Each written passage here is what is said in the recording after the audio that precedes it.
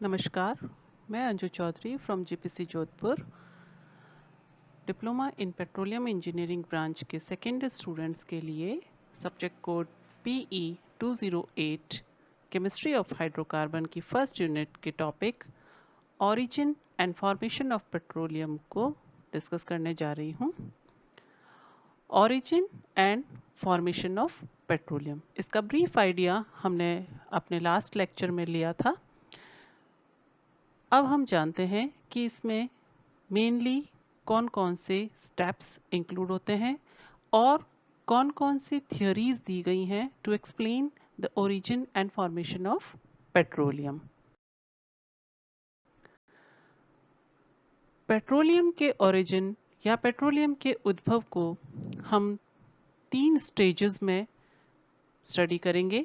सबसे पहली स्टेज होती है फॉर्मेशन ऑफ पेट्रोलियम, यानी कि पेट्रोलियम का निर्माण किन स्टेप्स से होता है या कैसे होता है।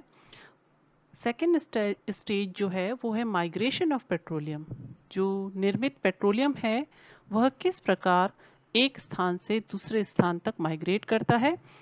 And third is accumulation of petroleum, यानी कि जो पेट्रोल बना हुआ है, जो फॉर्म्ड पेट्रोलियम है, वह माइग्रेट होकर किन स्थानों पर जाकर एक्यूमुलेट या स्टोर होता है, जिन्हें हम फाइनली रिजर्वायर्स कहते हैं, और उनसे हम ड्रिल करके पेट्रोलियम को बाहर निकालते हैं और यूज़ करते हैं। तो इन 3 स्टेजेस के बारे में हम इस लेक्चर में स्टडी करेंगे। फॉर्मेशन ऑफ पेट्रोलियम में मेनली 2 थियोरीज दी गई हैं to explain the formation of petroleum. हालांकि बहुत अधिक रिसर्च और स्टडी पेट्रोलियम की फॉर्मेशन से रिलेटेड की जा चुकी है, लेकिन इसके बावजूद आज भी हम पूर्ण रूप से या निश्चित रूप से यह नहीं कह सकते कि पेट्रोलियम का निर्माण किस प्रकार से हुआ है। फिर भी इन्हें एक्सप्लेन करने के लिए 2 विभिन्न थ्योरीज दी गई हैं। फर्स्ट है the inorganic theory and second one is organic theory. इन दोनों थ्योरीज के बारे में हम थोड़ा सा जान लेते हैं कि क्या कहा गया, इनके अकॉर्डिंग पेट्रोलियम का निर्माण किस प्रकार से हुआ। इनऑर्गेनिक थ्योरी, अकार्बनिक सिद्धांत अर्थात बर्थोलेट और दिमित्री मेंडलीव, कुछ रशियन साइंटिस्ट थे, उनके अकॉर्डिंग पेट्रोलियम का निर्माण पृथ्वी के भीतर मेंटल के अंदर कुछ मेटेलिक कार्बाइड्स जैसे आयरन कार्बाइड्स इत्यादि की अत्यधिक ताप और दाब पर जल के साथ अभिक्रिया के परिणाम स्वरूप हाइड्रोकार्बन के निर्माण से संबंधित है। उसमें कई बार मीथेन या एसिटिलीन जैसे हाइड्रोकार्बन्स का निर्माण होता है और इन्हीं के द्वारा पेट्रोलियम के निर्माण को एक्सप्लेन किया गया। यह कहा गया कि ये जो रिएक्शंस हैं मेटल कार्बाइड्स की, यह अर्थ क्रस्ट के टेक्टोनिक एक्टिविटीज़ से कंट्रोल्ड होती हैं। तो यह थ्योरी थी कि इसमें अकार्बनिक यौगिक है, कौन है, मेटेलिक कार्बाइड्स, किससे क्रिया कर रहा है, जल से, और इनके आपस में परस्पर क्रिया से हाइड्रोकार्बन का निर्माण हुआ और इसी से पेट्रोलियम के निर्माण को समझाया गया। इसके अतिरिक्त एक अन्य साइंटिस्ट थे सोकोलोव, उनके अकॉर्डिंग हाइड्रोकार्बन का निर्माण या पेट्रोलियम का निर्माण जो नेबुलर मैटर से सोलर सिस्टम जिससे का निर्माण करता है, जो नेबुलर मैटर सोलर सिस्टम का निर्माण करता है, उसी के रेन से हाइड्रोकार्बन के प्रेसिपिटेशन को समझाया गया। उनके अनुसार हाइड्रोकार्बन्स जो है अर्थ के भीतरी भाग से ऊपर की तलीय चट्टानों तक पहुंचा और जो नेबुलर मैटर से वर्षा के कारण अवक्षेपित हुआ। तो इस प्रकार का सिद्धांत जो कहा गया वह है एक्स्ट्रा टेरेस्ट्रियल हाइपोथेसिस। इसके अतिरिक्त कुछ और सिद्धांत भी दिए गए, जैसे कि वॉल्केनिक थ्योरी। वॉल्केनिक थ्योरी के अनुसार जब ज्वालामुखी से गैसेस का स्रावण होता है तो उन गैसेस के कारण हाइड्रोकार्बन का निर्माण हुआ, यानी कि ये बताता वो गैसेस निकली हैं तो वो हाइड्रोकार्बन के निर्माण के फलस्वरूप निकली हैं। तो कुछ ऐसी थियरीज दी गई हैं जो ये बताती हैं कि अकार्बनिक पदार्थों से पेट्रोलियम का निर्माण हुआ। इनऑर्गेनिक थ्योरीज के पक्ष में तो यह बात आती है कि ये जो पेट्रोलियम है वो केवल और केवल जहाँ पर टेक्टोनिक एक्टिविटीज़ पाई जाती हैं सिर्फ वहीं पर पेट्रोलियम का पाया जाना पॉसिबल हुआ है। तो इसलिए इस थियरी के पक्ष में ये बातें होती हैं कि इनऑर्गेनिक थ्योरी सही बता रही है कि इसी प्रकार से हुआ होगा पेट्रोलियम का निर्माण। और इसके अलावा एक और चीज़ ये है कि जो पेट्रोलियम है वह बहुत ज़्यादा डेप्थ पे पाया जाता है। डेप्थ पे पाया जाता है दैट मीन सरफेस से अराउंड 28,000 फीट 30,000 फीट तक हमें पेट्रोलियम की प्राप्ति हुई है। तो जो फॉसिल्स हैं, अगर हम उसको ऑर्गेनिक थ्योरी के अनुसार हम कहें कि जीवों से इनका निर्माण हुआ है तो वहाँ पर हमें कोई रियल फॉसिल अवश्य मिलना चाहिए था, लेकिन ऐसा नहीं है। तो ये दो बातें, एक तो ये कि जहाँ पर सेडिमेंट्री बेसिन्स हैं, जहाँ पर अवसादित चट्टानें पाई जाती हैं, प्लस बहुत अधिक गहराई में इनका पाया जाना पेट्रोलियम का, और थर्ड ये कि जहाँ टेक्टोनिक मूवमेंट होती हैं सिर्फ वहीं पर ये पदार्थ पाए जाते हैं। तो ये कुछ बातें हैं जिनसे लगता है कि शायद अकार्बनिक पदार्थों से पेट्रोलियम का निर्माण हुआ होगा। लेकिन इसके विरोध में जो बातें हैं वो ये हैं कि कोई भी साक्ष्य या प्रमाण नहीं है अकार्बनिक रिएक्शंस का जो प्रकृति में हुई हो और जिससे पेट्रोलियम का निर्माण हुआ हो। दूसरा ये कि ये जो एक्यूमुलेशंस हैं, यानी कि जो पेट्रोलियम पाया गया है वो केवल और केवल सेडिमेंट्री बेसिन्स में ही पाया जाता है, जबकि इग्नियस और मेटामॉर्फिक रॉक्स के आसपास यह अनुपस्थित रहता है। तो ये दो तीन बातें हैं जिनसे यह लगता है कि इनऑर्गेनिक थ्योरी जो है प्रमाणित नहीं कर पाती कि पेट्रोलियम का निर्माण किस प्रकार हुआ। एक अनदर थ्योरी ऑर्गेनिक थ्योरी दी गई जिससे एक्सप्लेन किया गया कि पेट्रोलियम का निर्माण किस प्रकार हुआ। ऑर्गेनिक या कार्बनिक सिद्धांत के अनुसार प्रारंभिक समुद्री जीव जंतु या प्लैंकटॉन्स जो हाइड्रोजन और कार्बन से भरपूर होते थे वे अर्थ पर रहते थे, और लगभग 95% जो सजीव समुद्र में थे वे ये प्लैंकटॉन्स थे। जब ये प्लैंकटॉन्स मरकर नीचे ओशन के फ्लोर पर तलहटी पर जमा होते गए तो धीरे धीरे इरोजन और सेडिमेंटेशन, यानी कि इनके ऊपर धीरे धीरे मड की, सैंड की, सिल्ट की लेयर्स जमने लगी, और ये जो समुद्री जीव जंतु थे या जीवन था ये नीचे दबने लगा। इस प्रकार से कार्बनिक तत्वों से भरपूर कीचड़, मड, सिल्ट, सैंड की लगातार अनेकानेक परतों के धीरे धीरे जमाव के परिणाम स्वरूप एक समुद्री तल पर ये जो जीवाश्म है ये जमा होते गए। इनके समुद्री जीव जंतुओं के ऊपर अत्यधिक दाब लगने लगा, तापमान बहुत अधिक हो गया, ऑक्सीजन यहाँ पर जब बिल्कुल नहीं रही तो ऐसी कंडीशंस में, यानी कि एनारोबिक कंडीशन में, उच्च ताप और उच्च दाब पर ये संपूर्ण कार्बनिक पदार्थ ऑयल और गैस में कन्वर्ट होने लगे। इसमें कई लाखों वर्षों का समय लगा जिससे जो समुद्री जीवन था, जो समुद्री जीव जंतु थे, वे धीरे धीरे धीरे धीरे इन कार्बनिक पदार्थों में परिवर्तित होते गए। तो इन कार्बनिक पदार्थों का यह परिवर्तन कैटाजेनेसिस कहलाता है। इनमें मेनली जो कंडीशंस थी वो थी anaerobic, high temperature, high pressure. Clay और सिल्ट ये एक साथ अपने साथ कई मृत कार्बनिक अवशेषों को लेकर आती हैं और डेल्टाइक, लैक्स्ट्राइन और मरीन कंडीशंस में, मतलब समुद्री जीवन में, ये धीरे धीरे धीरे धीरे सोर्स रॉक्स यानी कि पेट्रोलियम का जो मुख्य स्रोत होती हैं चट्टानें, उनमें ये परिवर्तन हो जाता है। तो मड, सिल्ट, सैंड्स, इनका परिवर्तन हो जाता है चट्टानों में, और जो ऑर्गेनिक रिच मटेरियल था, जो डेड मटेरियल था, वह पेट्रोलियम में परिवर्तित हो जाता है।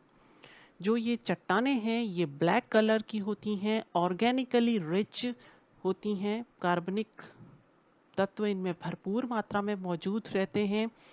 इन्हें शेल्स भी कहा जाता है और ये बेस्ट सोर्स रॉक्स कहलाती हैं। मींस पेट्रोलियम के मुख्य स्रोत ये चट्टानें होती हैं।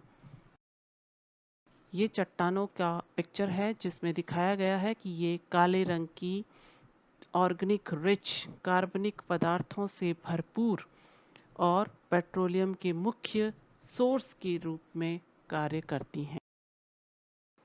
इन शैल रॉक में ये जो चट्टानें हैं इनमें 99% क्ले मिनरल होता है, यानी कि क्ले खनिज होता है, और केवल 1% कार्बनिक पदार्थ होता है। यह 1% जो कार्बनिक पदार्थ है ये 10% बिटुमिनस प्लस 90% कैरोजिन से बना होता है। और कैरोजिन ही मुख्य पेट्रोलियम का सोर्स होता है। इसी में मुख्य रूप से अविलेय उच्च अणुभार युक्त पॉलीमेरिक कंपाउंड्स मौजूद होते हैं, कार्बनिक कंपाउंड्स, जिनसे हमें पेट्रोलियम प्राप्त होता है।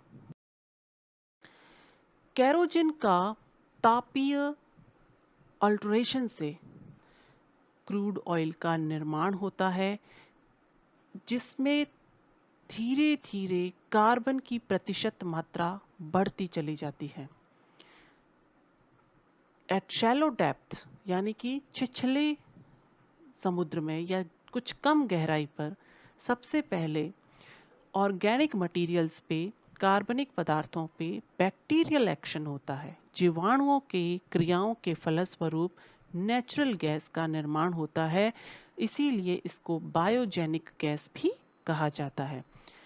इससे अधिक गहराई पर उच्च ताप और उच्च दाब के कारण थर्मोजेनिक गैस का निर्माण होता है, और धीरे धीरे कुछ बाद के समय में लेटर स्टेज में ये थर्मोजेनेसिस या थर्मोजेन गैस के परिणाम स्वरूप वेट गैस का निर्माण होता है, और वह कंडेंस होकर द्रव का भी निर्माण करती है। ऑर्गेनिक या कार्बनिक सिद्धांत के पक्ष में बहुत सारी चीज़ें हैं। उसमें मेन ये है कि जो ये ऑर्गेनिक मटेरियल या पेट्रोलियम जो हम शुरू से कहते आए हैं, this is the mixture of hydrocarbon. तो कार्बन और हाइड्रोजन जो होते हैं वो प्लांट्स और एनिमल्स दोनों का ही मुख्य कॉन्स्टिट्यूएंट्स या घटक तत्व होते हैं। तो प्लांट्स और एनिमल के भी प्राथमिक घटक यही हैं और पेट्रोलियम के भी घटक यही हैं। तो अतः कार्बन एंड हाइड्रोजन ये ऑर्गेनिक मटेरियल से प्राप्त हुए होंगे। इसके अतिरिक्त नाइट्रोजन और पोरफायरिन ये ऑर्गेनिक मैटर में भी पाए जाते हैं और साथ ही साथ पेट्रोलियम में भी पाए जाते हैं। और ये हम भली भांति जानते हैं कि पोरफायरिन जो है वो क्लोरोफिल डेरिवेटिव होता है प्लांट्स में और ब्लड डेरिवेटिव होता है एनिमल्स में। तो इस प्रकार जो मॉलिक्यूलर फॉर्मेशन है वो पेट्रोलियम का और ऑर्गेनिक मैटर का या जो प्लांट्स और एनिमल्स हैं उनमें सेम होता है। तो यह ऑर्गेनिक थ्योरी को सपोर्ट करने वाली चीज़ें हैं। सेकंड जो आता है वो है माइग्रेशन ऑफ पेट्रोलियम। अब जो ये पेट्रोलियम बना है, हाइड्रोकार्बन का मिक्सचर, ये डीपर गहराई में बना है, जो धीरे धीरे ऊपर की तरफ माइग्रेट करना स्टार्ट करता है और बेसिन के परमिएबल मार्ग के थ्रू, मतलब जो भेदीय है जिसमें वो आसानी से फ्लो कर सकता है, वहाँ से ये कुछ उपयुक्त संरचना ढूंढने का प्रयास करता है। तो वहाँ से ये माइग्रेशन स्टार्ट करता है। माइग्रेशन दो तरह से होता है, प्राइमरी माइग्रेशन और सेकेंडरी माइग्रेशन। प्राइमरी माइग्रेशन में जो कैरोजन का ट्रांसफॉर्मेशन के दौरान कुछ अभेद्य परतों में भी कुछ माइक्रो फ्रैक्चर्स होते हैं और जिसके कारण जो रॉक होती है उसमें कुछ पोरोसिटी या छिद्र बन जाते हैं। तो वहाँ से हाइड्रोकार्बन्स जो हैं अधिक भेद्य मार्ग को ढूंढते हुए उसकी तरफ प्रवाहित होते हैं। सेकेंडरी माइग्रेशन में ये होता है कि जो फ्लूइड जनरेट हुआ है वो और अधिक फ्रीली मूव करता हुआ कुछ फॉल्ट्स तक पहुंच जाता है, जहां पर उसको रिजर्वेयर के लिए उपयुक्त संरचना प्राप्त होती है और वहां वह ट्रैप होकर एकत्रित होने लगता है। माइग्रेशन के लिए कई सैकड़ों किलोमीटर का लेटरल डायरेक्शन में कई सैकड़ों किलोमीटर का एरिया हो सकता है जहां तक ये पेट्रोलियम जो है वो माइग्रेट कर सकता है। यानी कि जहां पर निर्माण हुआ है वहीं पर यह पाया जाए यह कोई आवश्यक नहीं है। वहां से ये परमिएबल यानी कि जो भेद्य रास्ता होता है वहां से ये माइग्रेट करता हुआ कहीं उपयुक्त संरचना ढूंढने के लिए पहुंच जाता है। यहाँ इस चित्र में आप देख सकते हैं कि माइग्रेशन किस प्रकार से हो रहा है। जो अभेद्य संरचना होती है वहां पर ये जाके रुक जाता है, अन्यथा यह एक रिजर्वियर की खोज में ये एक स्थान से दूसरे स्थान पर माइग्रेट करता हुआ चैनल के थ्रू पहुंचता है रिजर्वियर तक। यहाँ आपको दिखाया गया है प्राइमरी माइग्रेशन होता है, एक चैनल है जिसमें से ये फ्लूइड माइग्रेट कर रहा है जो बिल्कुल परमिएबल होता है। परमिएबल मीन्स भेद्य है। वहाँ से यह सेकेंडरी माइग्रेट करके सोर्स रॉक की तरफ, कैरियर बेड की तरफ भी पहुँचता है और फाइनली जो एक्यूमुलेशन जो लिखा हुआ है वहाँ ये जाकर एक्यूमुलेट या स्टोर होता है। ये इसके लिए रिजर्वेयर का निर्माण करते हैं, ट्रैप्स हैं जहाँ पर ये जाकर एकत्रित होता है। इम्परमिएबल लेयर के नीचे पेट्रोलियम इस प्रकार से व्यवस्थित होता है कि सबसे ऊपर गैस रहती है, फिर नीचे ऑयल और उसके नीचे वाटर रहता है और ये सोर्स रॉक के थ्रू होते हुए प्राइमरी माइग्रेशन और प्राइमरी माइग्रेशन के बाद सेकेंडरी माइग्रेशन करते हुए ये पहुंच जाते हैं रिजर्वायर के पास। थर्ड जो प्रोसेस है एक्यूमुलेशन ऑफ पेट्रोलियम। फाइनली जो पेट्रोलियम बन गया वह एक्यूमुलेट कहाँ होता है? तो एक्यूमुलेशन एंड स्टोरेज ये वहाँ होता है जहाँ पर ये फ्लूइड या पेट्रोलियम किसी इम्परमिएबल शेल यानी कि अभेद्य परत या डेंस लेयर ऑफ रॉक, चट्टान की बहुत अधिक घनी परतों से जाकर टकरा जाता है, जहाँ से यह बाहर की तरफ फ्लो नहीं हो सकता। वहाँ पर एक ट्रैप का निर्माण होता है और उस ट्रैप में जाकर ये एक्यूमुलेट हो जाता है। तो ट्रैप क्या है? ट्रैप एक ऐसी जगह है जहां पर ये माइग्रेटिंग फ्लूइड पेट्रोलियम किसी इम्परमिएबल अभेद्य चट्टान से टकराकर वहां पर एकत्रित होता है, संग्रहित होता है, उसे हम ट्रैप कहते हैं। ट्रैप के होने के बाद वहां पर जो ये फ्लूइड है वह एक जगह पर अपनी आपेक्षिक घनत्व के आधार पर स्थायी हो जाता है। सबसे ऊपर गैस, फिर ऑयल और फिर वाटर। इन लेयरों में यह स्ट्रेटिफाई हो जाता है।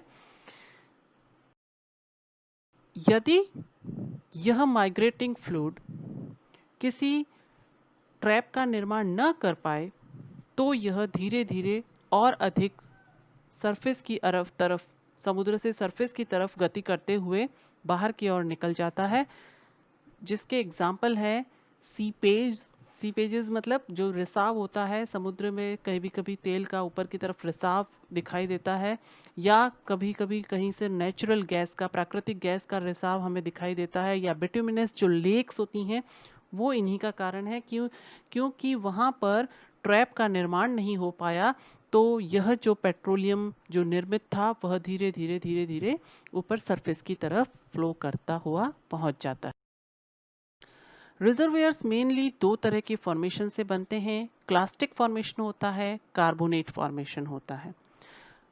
क्लास्टिक फॉर्मेशन में जो रिजर्वियर्स होते हैं वो सिलिकेट से बने होते हैं, और कार्बोनेट फॉर्मेशंस में ये डेट्राइटस से बने होते हैं। रिजर्वियर्स जो होते हैं वो पोरस होने चाहिए, छिद्रित होने चाहिए, परमिएबल होने चाहिए यानी कि भेद्य होने चाहिए, और साथ ही साथ ट्रैप्ड भी होने चाहिए। ट्रैप्स कई प्रकार के हो सकते हैं। एंटीक्लाइनल ट्रैप्स होते हैं जो कि डक्टाइल क्रिस्टल डिफॉर्मेशंस के कारण बनते हैं। ट्रैप्स ब्रिटल क्रिस्टल डिफॉर्मेशंस से बनते हैं।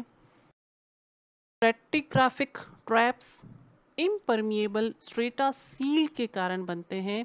जो ऑयल की जो रिजर्वेयर्स होते हैं वो जब अभेद्य परतों से सील हो जाते हैं तो इनके कारण इनका निर्माण होता है।